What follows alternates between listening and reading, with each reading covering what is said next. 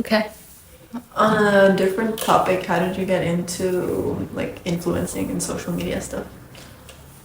I think it is part of my character. I like writing, sharing, and at the beginning, I did not want to be an influencer. It's just a result of my sharing and my writing. At the beginning, I just write articles about my life, about my work, about translation, interpretation, and language learning. And then a new area is here, the video area. So I also I transfer the writing into filming, and this is the new way to sharing my points and to communicate with different kinds of people like you. Mm-hmm.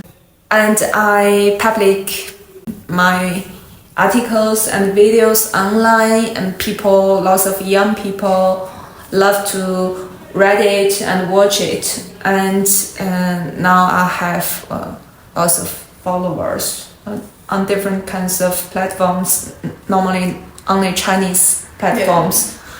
Totally about 300,000 followers. But China is big, so true.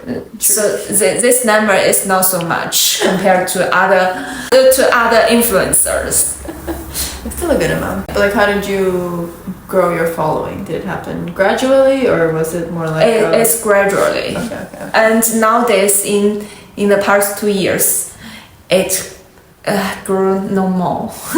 It's tough out there. Yeah, maybe I should transfer my way. It's not videos anymore, it's something else. or share something others.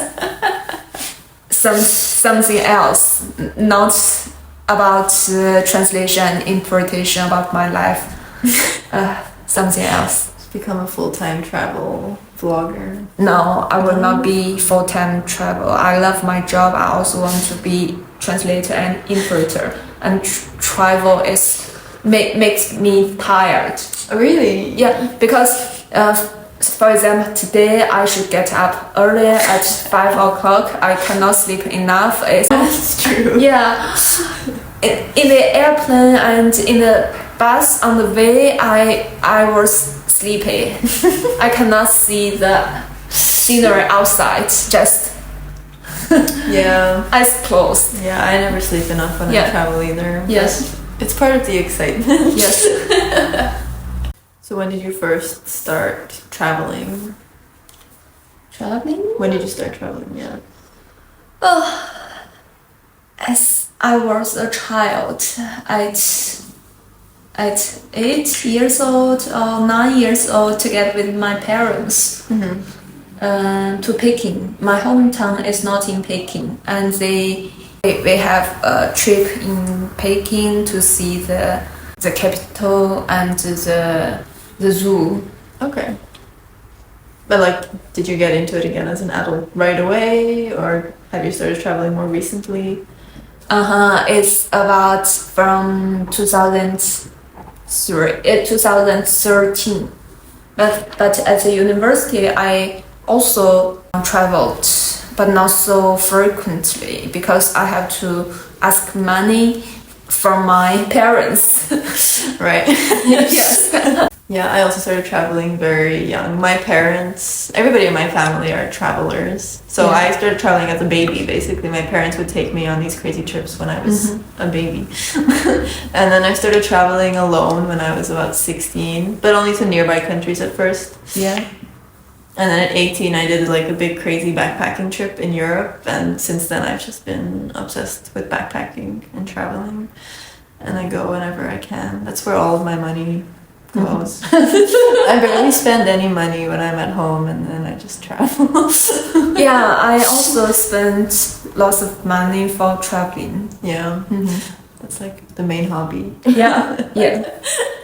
Some people say that traveling can explore your side. You can like learn about yourself. Yeah, But I think you can explore yourself through different ways. Traveling is one way. Yeah, for sure. Yes. For me, when I started traveling as like a teenager, it taught me that I'm capable of a lot of things. Because I used to have a lot of anxiety. But when you do something as difficult as traveling alone as like a small young girl with very little money, it kind of teaches you like, oh, I can do anything actually. Like, I don't need to be anxious about stupid things because I know that I'm gonna survive anyway, and I can do really cool things with my life. Yes. And I'm always gonna be okay.